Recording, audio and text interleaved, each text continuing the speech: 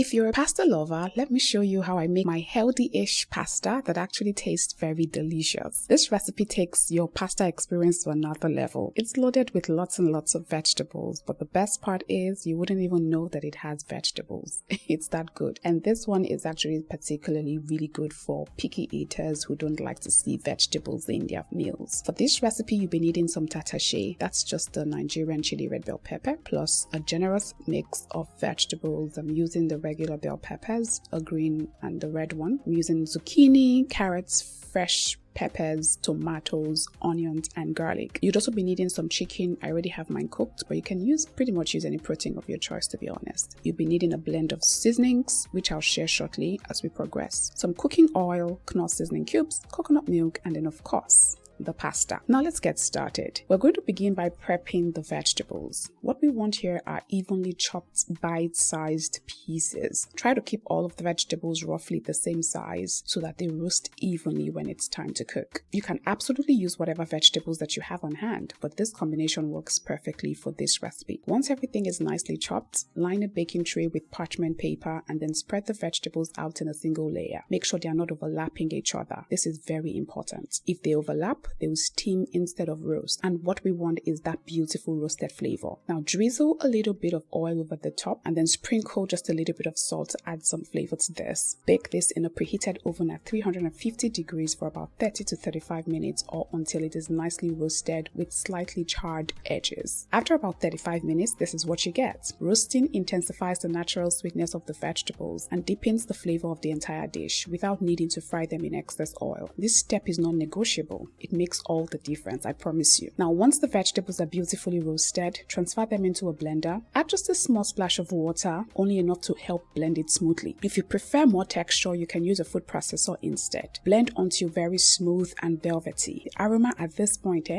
absolutely incredible. Anyways, once we're all blended, we'll move over to the stovetop. In a pan, heat up a little bit of oil and then add the finely chopped onions, fresh pepper, and the minced garlic. Saute for about 1 to 2 minutes until it's nice and fragrant.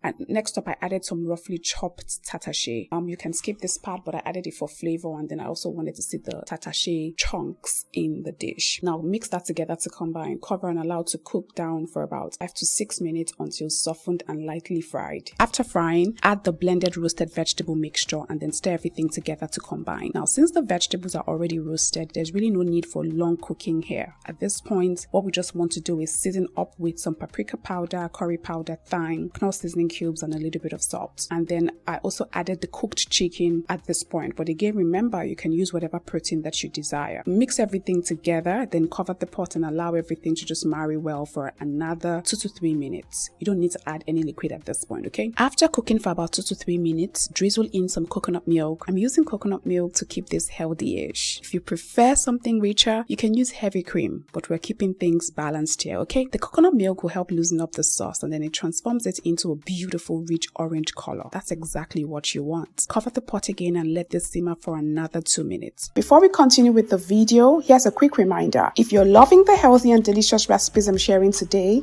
you will absolutely love our collection of healthy meal plans and ebooks. We've got something for everyone, from a 7-day healthy meal plan to a low-carb meal plan to a weight loss meal plan to a detox meal plan and diabetes-friendly options as well. We also have a healthy smoothie ebook and a healthy snack ebook, all created to help you enjoy your healthy eating journey without stress or confusion. You can explore the full collection by clicking the link in the description box below and then take advantage of these amazing resources to help you thrive on your wellness journey. After that, all that's left to do is just add the pasta into the pot. But before that, I like to remove a little bit of the sauce so it doesn't overwhelm the dish. Then add the cooked pasta and gently toss everything together, ensuring that every strand is thoroughly coated with the sauce. Now, if you love this extra saucy like I do, you can add that reserved sauce back in. If not, you can just do away with it. Cover and allow it to steam together for another 1 to 2 minutes. And just like that, our healthy-ish pasta is done. This pasta recipe is rich, flavorful, vegetable-packed, and absolutely mouth-watering. You can garnish with parsley or cilantro if you like. Then serve and enjoy. That's it for today's video. I'll see you again in another one. Until then, remember to continue living a healthy lifestyle. Take care.